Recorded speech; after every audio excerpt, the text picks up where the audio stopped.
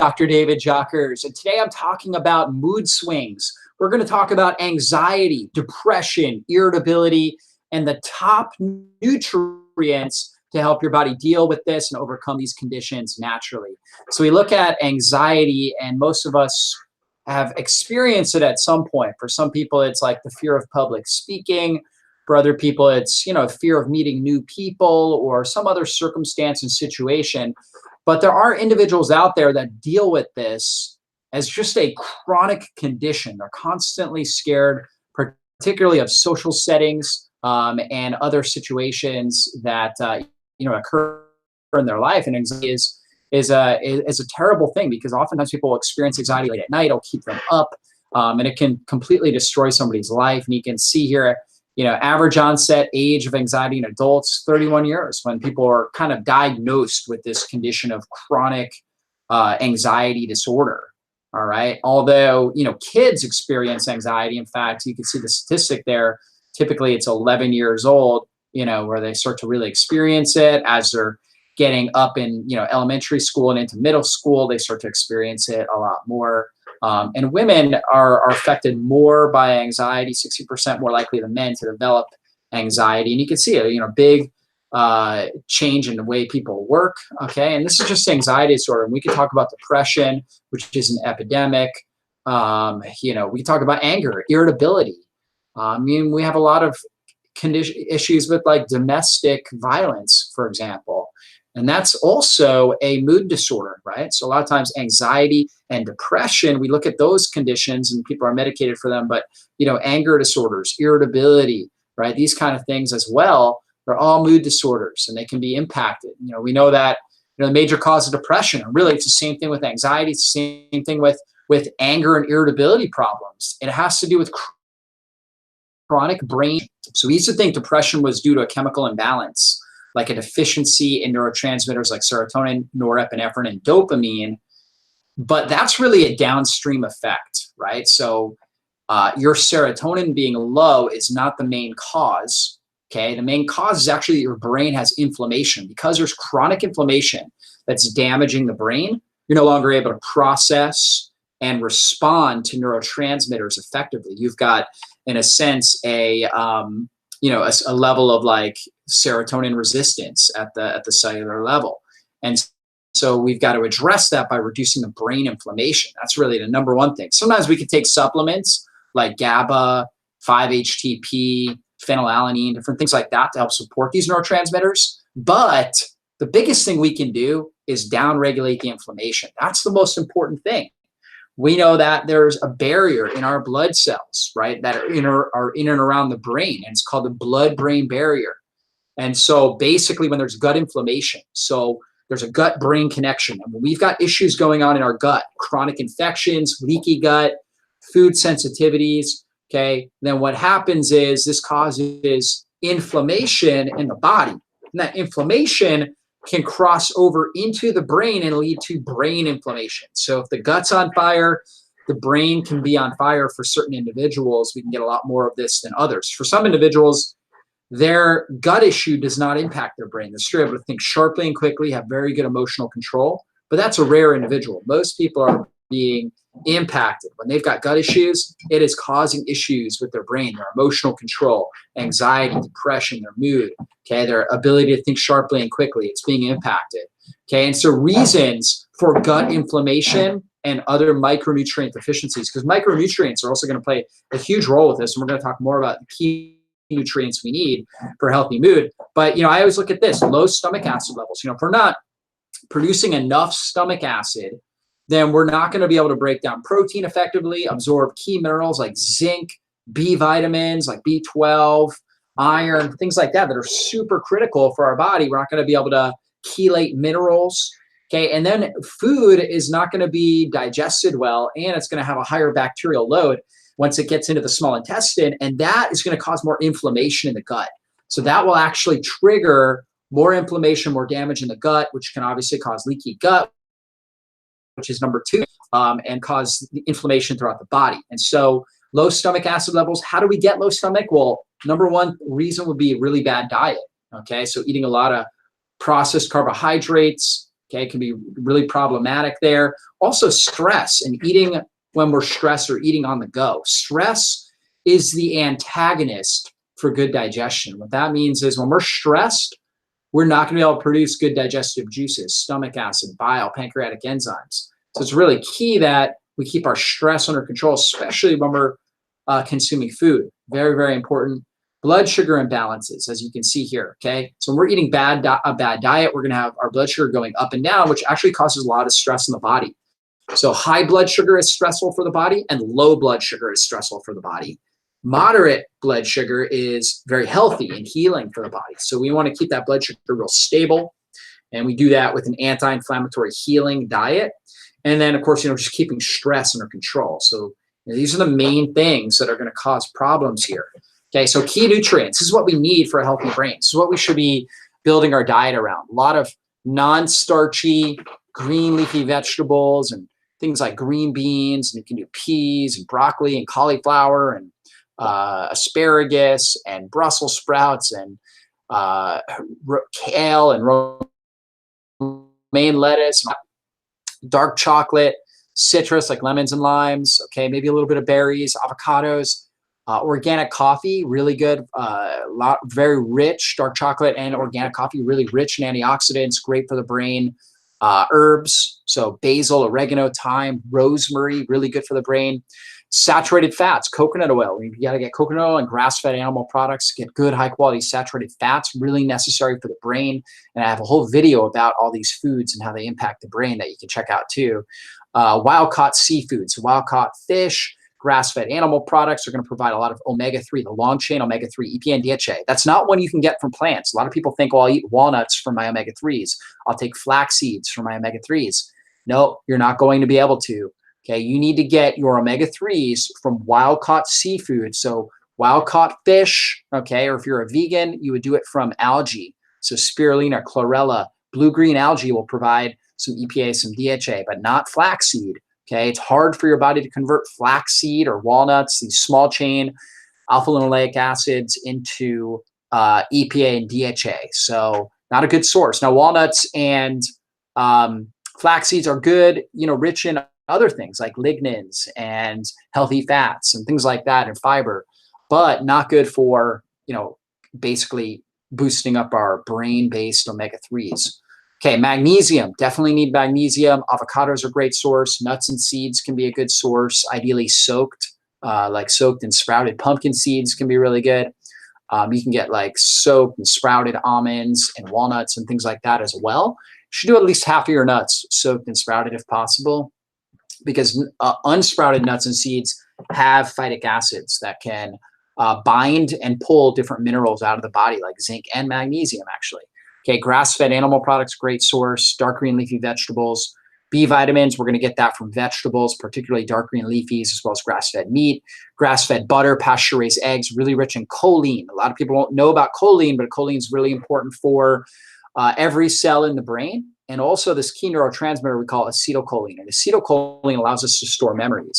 So if we're going to have good, sharp memory, we need a lot of choline. Grass-fed butter, pasture-raised eggs, really good sources of that.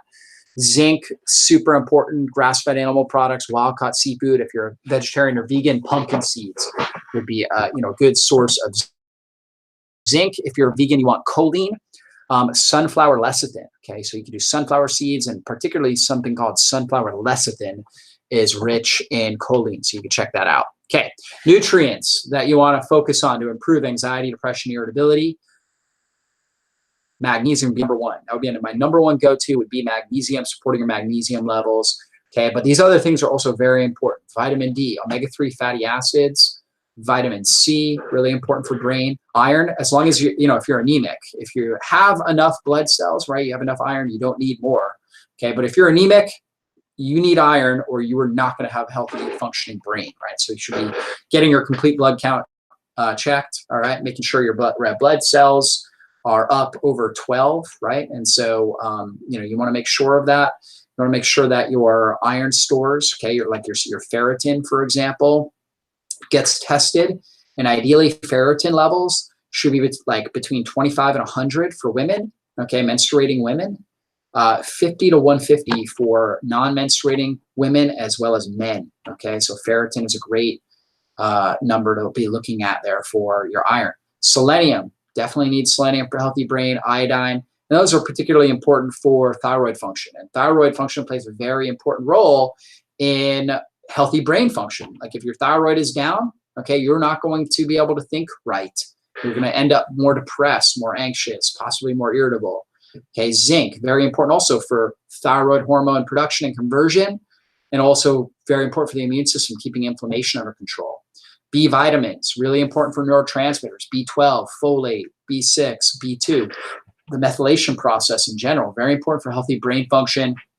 And if your B12 and folate are low, okay, and B6 as well, right, you're going to have a lot of issues with anxiety, depression, irritability. Okay, so very important, right? Low B12, a lot of research out showing its link to depression. Okay, you've got things like folate and MTHFR gene mutation that can increase your risk of anxiety, depression, irritability. Vitamin B6, which is very important. Okay, there's a condition called pyroluria where people have oftentimes chronic anxiety, and they need very high doses of zinc and B6 with this condition. Okay, amino acids, very important. We need amino acids to produce all of our neurotransmitters. And if we don't have good stomach acid, then we may be deficient. We may not be able to break down our protein and get these amino acids effectively. So we may need some extra amino acid supplement support. We work on our stomach acid. Adaptogens, things like ashwagandha, rhodiola, cordyceps, reishi mushroom. These things are really good for helping our body adapt to stress. And especially if you're dealing with anxiety, depression, irritability, you need something to help your body deal with stress more effectively. You want to build resiliency in your body. You want to be able to, no matter what stressor comes out at you, you want to be able to respond calmly to that stressor, or in some cases, obviously respond with fight or flight. But for the most part, you want to be able to respond calmly without significant impact on your physiology, and just be able to respond to it without getting stressed. It's like if somebody, for example, if you've got to do a presentation at work, or you're taking a test at school, or something along those lines, or you've got to confront an employee about something, you want to be resilient to where, this circumstance brings out the best in you and not the worst in you, okay, or doesn't bring out a whole bunch of anxiety and like super fatigued afterwards. You're not, emotional and angry during the conflict or whatever the issue is, the performance that you're dealing with. And so adaptogens will help with that. Neurotransmitter precursors. So you can do things like GABA, phenylalanine to help support dopamine, GABA to support, to help reduce anxiety. You can do things like 5-serotonin pathways. Okay, these can be important. Okay, now again, they're downstream, like I was saying before. They're not really addressing the inflammation, but it can be important for a period of time for people. And then something I'm also really excited about is exogenous ketones. We know that ketones have a great impact on basically reducing brain inflammation. Very powerful impact on that. And that creates more neurological stability, so neuronal stability. We know that it impacts people who have seizure disorders. But also on top of that, a lot of research coming out now about how it impacts people with anxiety disorders, right? Where they're testing mice and whatnot, and with these ketones and showing a reduction in anxiety, okay, and obsessive compulsive disorders and things like that. And so we can get this impact of ketones regulating our BDNF, our brain-derived neurotrophic growth factor levels, down-regulating what's called the neuroinflammasome, where we've got this kind of this amplifier, this inflammation amplifier in our brain. And so exogenous ketones are really, really promising for helping brain-based issues. Okay, now magnesium would be, my number one go-to. Magnesium, we're never fully sufficient in magnesium. It's kind of like hydration. We're going to go through periods of time where we are sufficient, right? We're hydrated, and then we're dehydrated. Well, it's the same thing with magnesium. It's like oil to a car. The more we're running, the more magnesium we need. Helps balance blood sugar, stabilizes stress hormones, helps improve GABA levels. A lot of people will take supplements with GABA, and I will sometimes put people on GABA supplements, but magnesium would be the number one go-to. Let's see if we can address the issue with magnesium, okay, because that's going to support a whole wide variety of different issues in the body. And you're most likely deficient. If we're not getting it with high doses of magnesium, then let's add in the GABA and see where we're at with that as far as reducing irritability and anxiety, right? Because GABA is calming on the brain. Magnesium plays a big role with reducing brain inflammation, alleviates symptoms of depression, so it helps us to develop more of a positive mood. It helps support that. Increases neuroplasticity, where our brain's able to rewire itself. We're able to learn better, think better. It also helps our brain to detoxify heavy metals. So I'm a huge fan of magnesium. But when it comes to brain, there's only one form of magnesium that I recommend, and that is magnesium L-threonate. Okay, this is the type of magnesium that does the best job of crossing the blood-brain barrier. Scientific research has shown that it supports increasing the amount of synapses in the brain. Okay, helps support memory and cognitive acceleration. So helps you think sharply and quickly. This is one of my secret weapons that I use to really learn things quickly, to deal with stress, to sleep deep and strong, and to stay super positive all the time. I mean, honestly, this is like, one of my top performance hacks is taking this sort of magnesium. So I'd highly recommend it. Add it to your protocol and you'll see good results. Now, definitely need good high quality fats. We talked about saturated fat that we need. Saturated fat's kind of like a stabilizer in the brain. So it provides a structural fat that is more stable and that's not as fluid as the omega-3 fats. So we need a combination of like these polyunsaturated omega-3s, long-chain omega-3s are highly fluid, which help with receptor activity, and then also these saturated fats. So coconut oil, grass-fed animal products, good sources of these high-quality saturated fats, and then doing things like fish oil, wild-caught seafood, wild-caught organic animal products, rich in EPA and DHA that help with receptor activity, help downregulate inflammation. They can provide, tremendous support for the body. And also I'm a fan of doing a fish oil supplement, highly purified, high quality fish oil supplement. It can be really, really helpful as well. And that would definitely be something I would recommend for somebody with anxiety, irritability, or depression, taking a good high quality fish oil.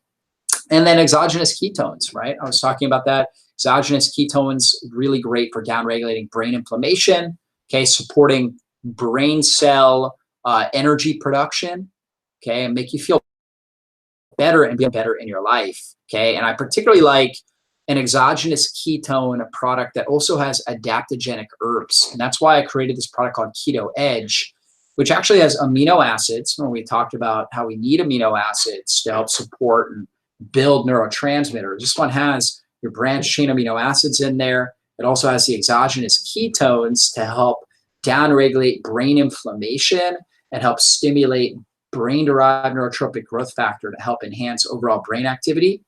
It also has electrolytes in there, right? Not as much magnesium, that's why I recommended some additional magnesium.